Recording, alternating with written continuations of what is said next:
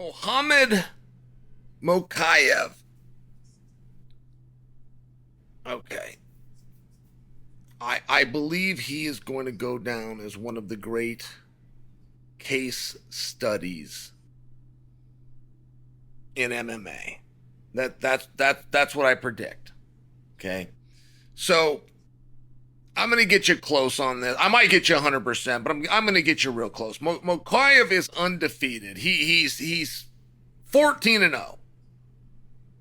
And he's ranked number 3 in the world. And all of a sudden, he's going to fight on a Saturday. And it's fight week. Wednesday, Thursday, Friday, fight week. It gets announced that he's pulled from the main card. He's put on an undercard.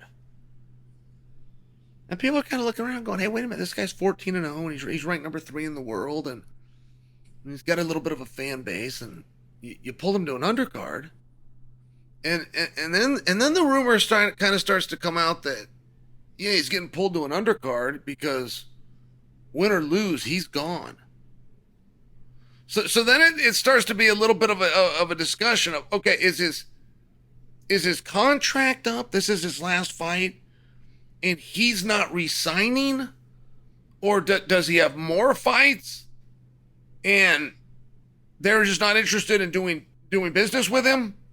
It gets a little bit unclear, and I'm aware that Mokaev has come out and told that story. I don't perfectly remember how that went, but I do remember watching the fight. And he went out and he looked good and he was trying to be excited, and then he kind of gave an apology. And he was only 23 years old. See, this is so relevant to the entire story.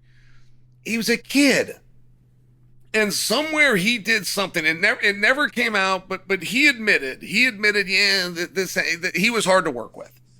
He admitted he was hard to work with. But he also was kind of pleading some ignorance, going, hey, I'm not actually making any of these calls. I got a manager. I don't know what you all talk about.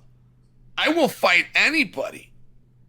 I don't miss weight. I don't complain. I don't ask for more money. I will fight anybody. So whatever happened that did make me difficult to work with, right? And if you hire people to speak for you, Mike Kogan explained this to me extremely clearly, and I never forgot it. And Kogan said, in this business, you are welcome to hire people to speak for you, but you will be held responsible for the stupid things that they say.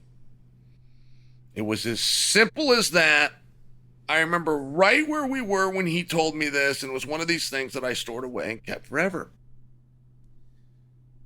I'm not putting down Mokaev's managers. I don't know who they are. I don't know what happened. I truly don't know what happened. But it was one of these things where Mokaev is saying, hey, listen, if there was some mistakes, let's start this over. And he's 23. And I think a lot of us felt for him. So the reason I say I think that he's going to go down as a case study, he's not there yet. He leaves the UFC. And there was people that believed in him. This guy, he gets picked up by Brave. Brave, first off, if you guys don't follow Brave, and it's a little hard to follow in North America, you got to seek it out. But Brave is a badass event. They do a really good job.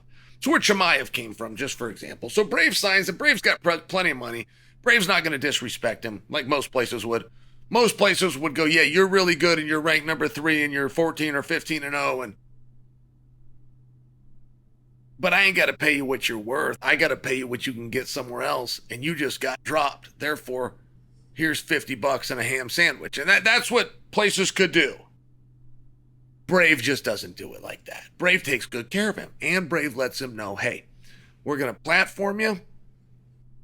Get your ass back to the UFC. Anytime they come calling, you can go. Brave really stepped up and helped this guy. Just a little part, but Brave deserves a lot of credit for this. Somewhere along the way, he gets in a grappling match. I watch him. He's wrestling one of the top wrestlers out there. He goes and beats him in this wrestling match. Like, Mokaev starts to be really good. And he doesn't go quietly. He goes everywhere you can, including to me. He comes over, he does an interview, we talk. And one thing about it is he's a proud man. He was not going to come begging back. However,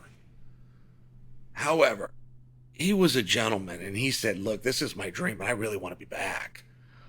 Whatever happened, happened. But let's work on the relationship. And in the meantime, I'm going to be in the gym twice a day, every day, competing with whoever I can. And I just hope you guys see me. And he didn't quite go as far as to ask for forgiveness, but he came clean. He was a man about it. He did not handle this like a bitch. He did not go out and cry. He really handled it like a gentleman. The way Mohammad Mokaev handled this, it's very hard to see that behavior and then believe that there was a problem behind the scenes. It's hard to believe. It's like, God, there really must have been a misunderstanding, because this guy's a really stand-up guy. Okay, now I just want to store that away, because he goes and fights over the weekend, and he puts this 3-beat combination. This thing was so badass. Luke Thomas, who has seen more fights than a man's got the right. I don't know if there's been a cage fight that Luke Thomas hasn't seen. And Luke Thomas puts a caption out with this finish, if you guys want to go look at it on his Twitter handle. And Luke goes, all right, that was pretty cool knockout. And when I watched it, I had the same reaction. I'm like, all right, that was a pretty cool knockout. He throws some kick. He never brings his foot down. He throws a kick and he keeps his leg in the air and then throws like another kick before setting his foot down. And as he sets his foot down, comes with a hand and finishes the fight off. And then when Mokaev was done, he said, UFC, I think that you've made a mistake. I think I'm the best fighter in the world. And my dream is to be there, and I think you should reconsider it. So again, he asks his message, but he doesn't wimp out, and it's a big deal. If you think you're going to come and cry and talk about your family and be sad and share your emotions and get the respect of a street kid from Boston named Dana White, you're wrong. However, you can definitely get a second chance from Dana White. Most definitely. Pay your dues, speak your mind, be a man about it. Whatever happened won't happen again. And I think that's where Mokaev's headed. I think that Mohammad Mokaev is headed back to the UFC. And by the way, if he gets back, they will fast track him. There's just a thing that they do. There's something about it. There's something about if you're with them, you leave and you make it back. When you come back, it's like, hey, there's no point in us building you or promoting you. Whatever you've done, we think you belong, and we're going to put you in the deep end right now, and we're either going to send you back where you came from, which is gone, or we're going to send you to the top. And I just think that the way Mohammad Mokaev is playing this is perfect. I really do.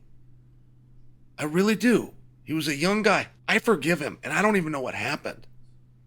I forgive him, though. And he didn't sacrifice his pride. He's been a man about it. I think this is all going to work out. I really do. And when it does, he will be a point of inspiration for other guys that got released and needed a second chance.